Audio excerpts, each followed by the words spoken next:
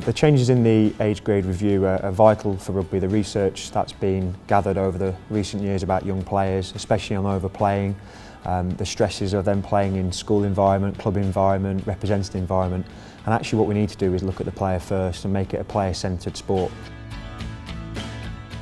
So the age grade review will be probably the most important bit of work that's happened to bring clubs and schools together. At the end of the day, both institutions have got the players at heart. They want to try and develop players and develop rugby. And I think what we've been trying to do is use them as much as we can because we want them to develop.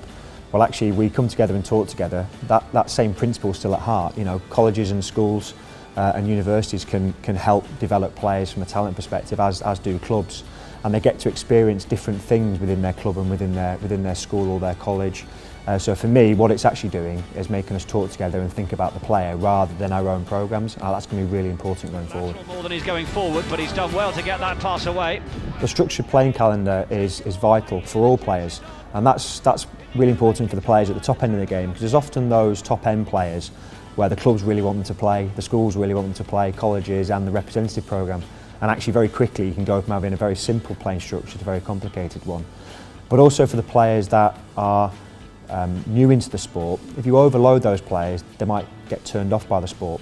So it gives them a real clear pathway. You're not overplaying, and therefore you can keep an interest into the sport. Little inside pass, and a good to Henry back, and he's over. Well, success for sport for us is multifaceted. For us, it's performance success in terms of our teams. We're really proud and committed to having people play competitive sport. It's also the success of numbers that are participating, especially from non-traditional courses within our college, but also it's what our contribution to the community is. So we've got a university programme and a college programme, so how do the university students contribute to the college environment? How do our college students contribute to other areas of the college and getting them engaged with sport? And also, how do we have an impact on the community? So some of our university players have been going into local clubs and been supporting the coaching as part of their course, but because they want to help local clubs and keep rugby sustainable within the club. So that's a measure for us of success. It's not just results on the pitch, it's results off the pitch as well. Manages to get an offload away, and they're in.